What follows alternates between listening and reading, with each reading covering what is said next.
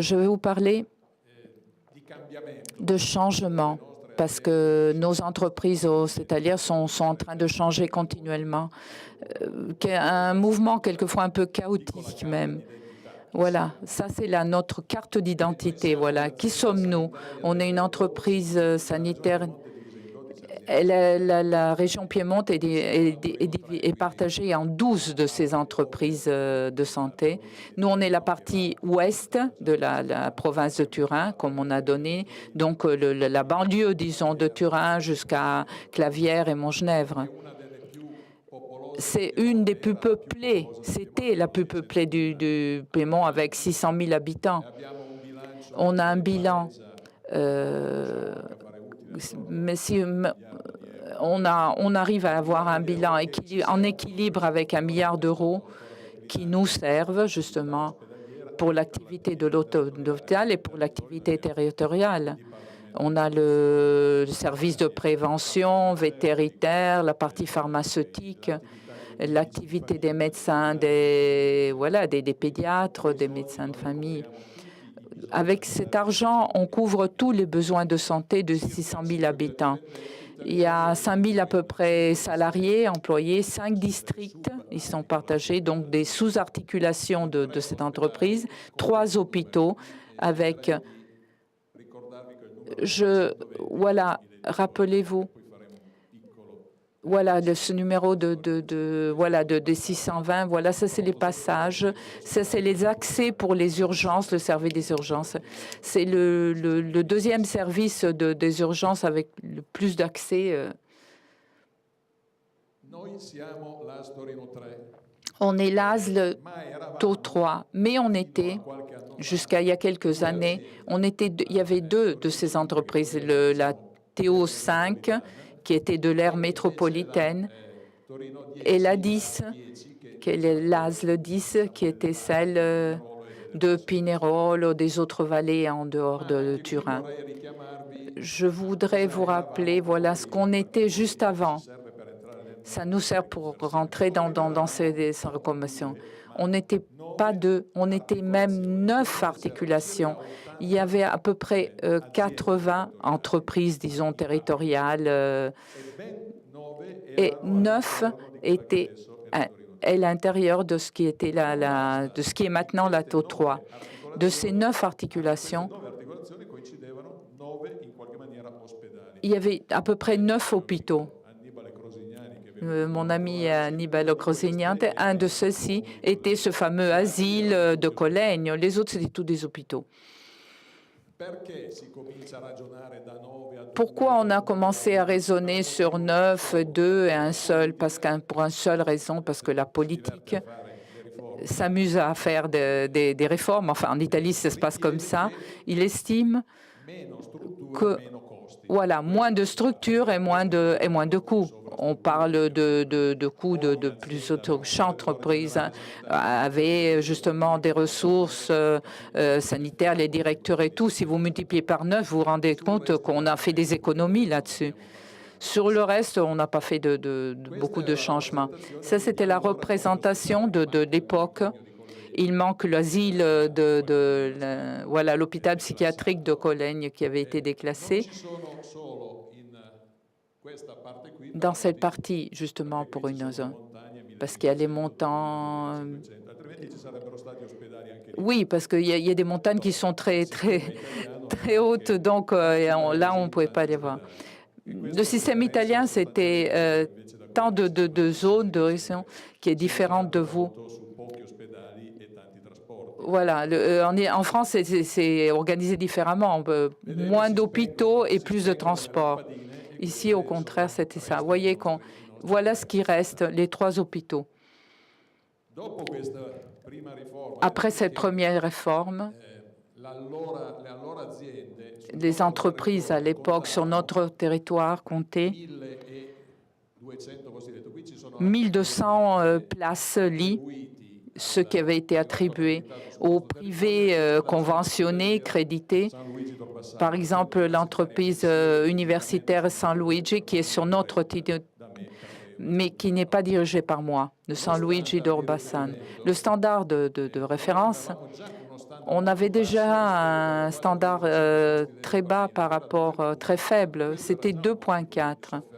Ça crée déjà des souffrances. Ensuite, le docteur Moiran en a parlé hier, le décret Balduzzi qui a donné de nouveaux standards pour les réseaux hospitaliers a baissé de nouveau ces standards qui devient d'un 3 places pour 1000 pour les phases aiguës et 0,7 pour les chroniques et en phase.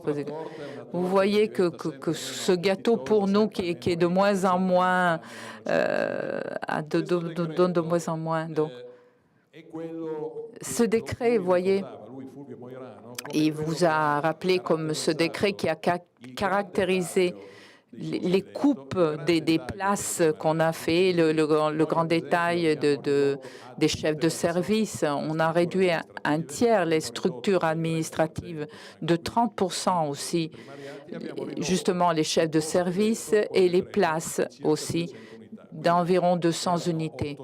Donc il y en avait 800 et elles sont devenues 620. Vous comprenez que ils ont fait un bon régime, oui.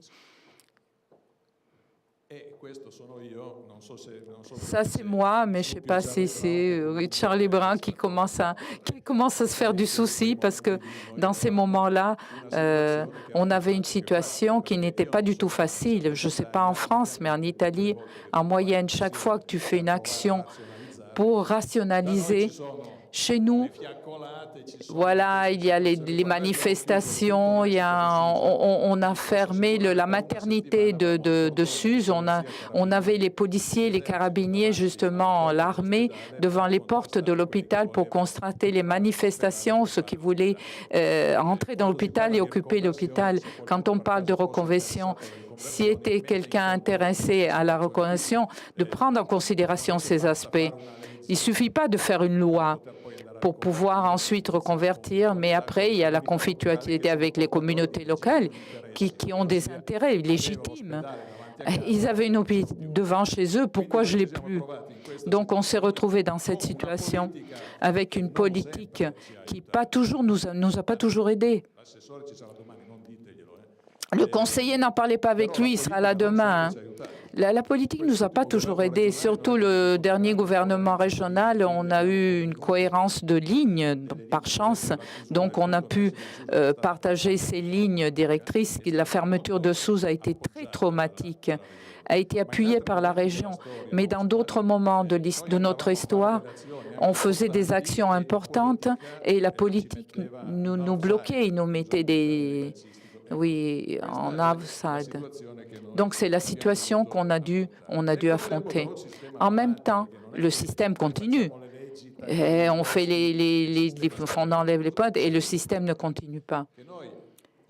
Donc, nos hôpitaux, je répète, ce que je suis en train de dire est valable pour le système piémontais, mais non seulement les systèmes italiens. Ces hôpitaux commencent à exploser. Donc la personne qui devient de plus en plus âgée, qui a de plus en plus besoin. Et je vous citais une donnée très significative. Le nombre du passage au service des urgences n'est pas augmenté.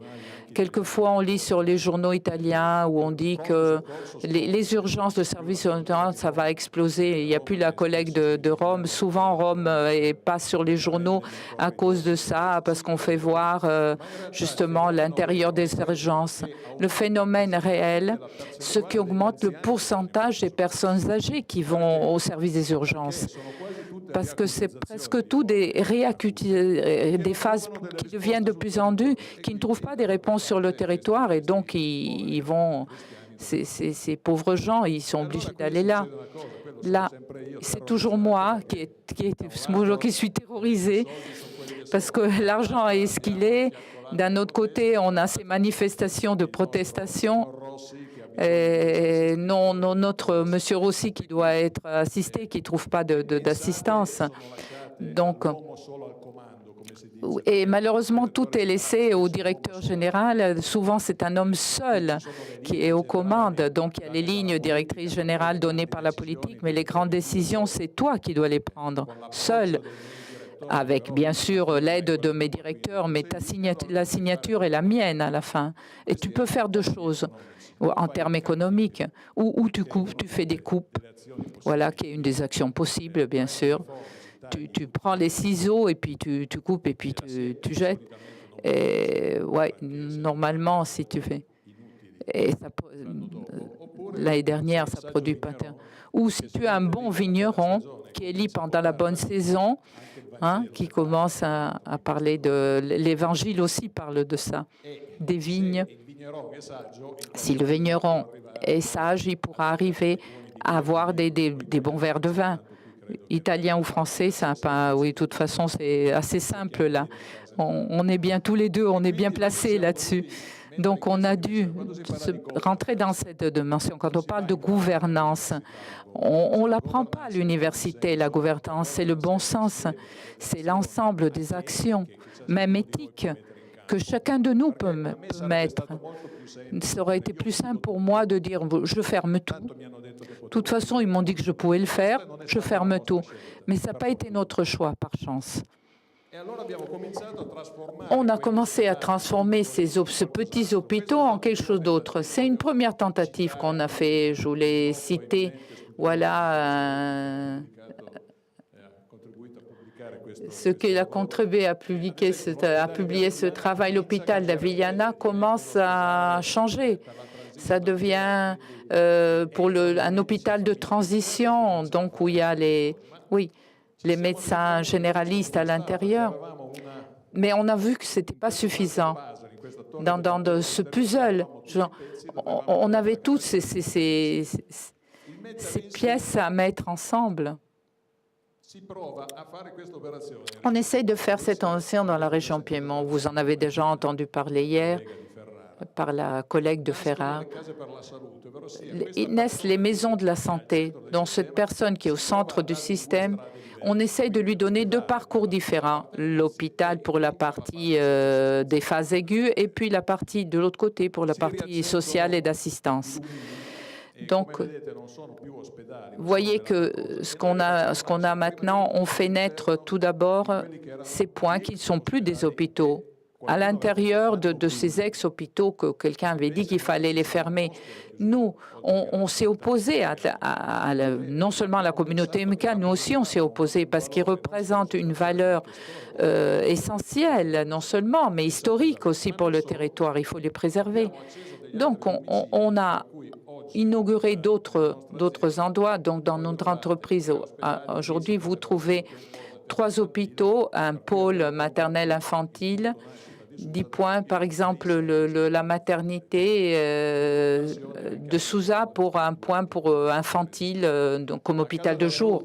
La maison de la santé, en résumé, c'est un agrégé territorial qui, surtout dans ces hôpitaux qu'on a reconvertis, entretient un petit service d'urgence, un service de 12 ou 24 heures pour les petites urgences, des places justement d'hospitalisation pour ceux qui sont justement sortis de l'hôpital mais qui ne peuvent pas rentrer à la maison. Il y a des services de diagnostic radiologique, des services des médecins, donc voilà, des généralistes aussi, pour la chronicité. Selon la situation, on verra comment on les a organisés, plus ou moins différentes ou plus ou moins semblables. Je redeviens heureux parce qu'on a créé quelque chose de différent, mais on a simplifié peut-être un peu le parcours aussi. Les effets, rappelez-vous que tout naît d'ici. En réalité, l'effet économique, c'est celui peut-être le même moins important. Non, parce que c'est pas important. Je le dis parce que on est une entreprise qui, dans ces dernières années, a fait des bénéfices pour 15 millions d'euros. Donc, cette économie de système nous permet de faire des investissements. Donc, bien sûr qu'on est intéressé par la partie économique. l'impact économique c'est un mot important par rapport à l'impact qu'il y a eu sur la qualité des services. On a essayé de satisfaire les nouveaux besoins de santé de ces personnes qui deviennent de plus en plus âgées. On a essayé de mettre en réseau la réponse technologique des réseaux avec ceux des territoires en augmentant cette activité. Dans ces maisons de la santé, ce que disait Cherouti, en France, il n'y en a pas beaucoup. On essaye de soigner les personnes qui sont encore en bonne santé pour les empêcher de devenir malades avec des styles de vie, prévention primaire. Et on le fait à l'intérieur de cette maison de la santé. Mais la chose importante, c'est si la reconversion de ces structures, de ces fonctions. On avait le personnel et à l'intérieur, on avait même les technologies. Donc, on pouvait essayer de tout jeter ou d'en garder. Vous avez demandé, est-ce qu'il y a eu une diminution de personnel? Non. On a requalifié le personnel. On l'a utilisé de façon différente par rapport à avant.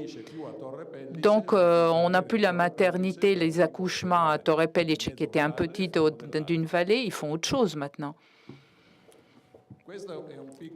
Ça, c'est un petit vidéo sur Avigliana pour ceux qui ne sont pas allés.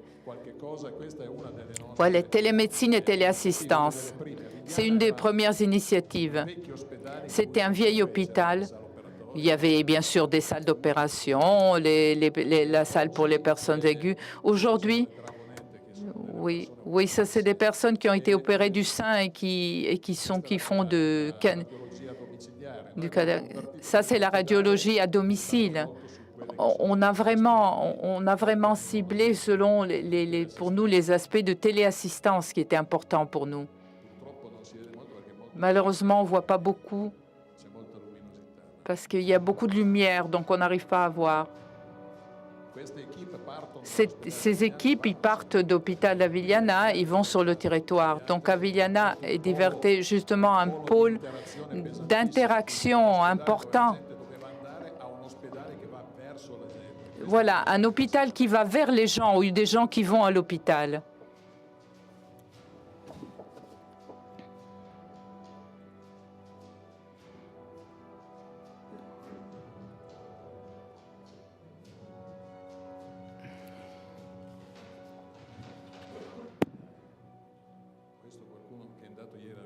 Voilà, par ceux qui sont allés là, et ils ont vu la transmission de l'électrocardiogramme à distance.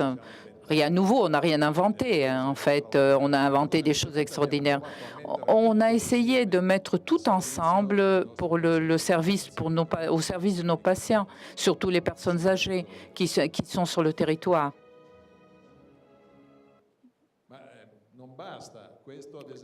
Ça suffit pas. Par exemple, là, c'est l'ex-hôpital dont je parlais avant, de cette vallée alpine, un hôpital vaudois de Torre Pellice. Il y a eu des problèmes avec le politique, avec les communautés religieuses qui représentaient une chose très importante pour la communauté protestante des Vaudois. Nous, on a ouvert une maison de la santé avec tout ce qu'on vous a dit avant, une chose unique en Italie.